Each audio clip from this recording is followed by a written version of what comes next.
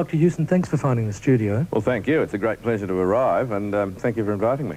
You're working towards some proposal for a consumption tax. What I actually said was that we're looking for a scenario where, under certain circumstances, it may not be completely inappropriate to introduce some sort of very broadly based consumption tax at some future time. How does a consumption tax work? No, look, what you do is I pretend we're not going to introduce a consumption tax, and you try and trick me into denying that we're actually going to do it. That's the way it works. Dr. Hewson, could you describe a consumption tax? Look, why don't you do that? Why don't you do that? I say we're not going to introduce one, then I'll help you. I'll give you a few clues. I'll leak you some John Elliott stuff. Then I say, yes, of course, there is some support in some quarters for some sort of tax at some future time. That's the way the consumption tax argument works. Read it out. Well, what is a consumption tax, Dr. Hewson? I mean, is it a tax on consumption? Yes, of course it is. Well, there are three things you can do with money, aren't there? I mean, you can save it, spend it, or invest it. That's right.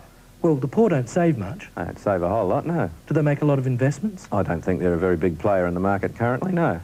So a consumption tax is applied to money that's spent? Correct. Well, let me put this to you. Mm-hmm. If a family has an income after paying income tax of $500 a week, mm-hmm. and it costs them $500 a week for, say, rent, food, and running the car, yes. They have no investments, no savings, yes. What percentage of their income attracts a consumption tax? Ooh, roughly? Roughly. Roughly 100%.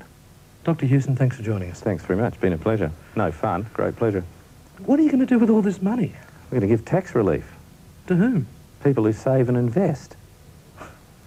Now, why don't you ask me that? Try and trick me into a denial. That's the way the consumption argument works. Trick me into a denial that we're actually planning to introduce it. That's the way it works. You want to play a game? Why don't you play the game? Why don't you play the game properly? Why don't you do that? I want to play a game.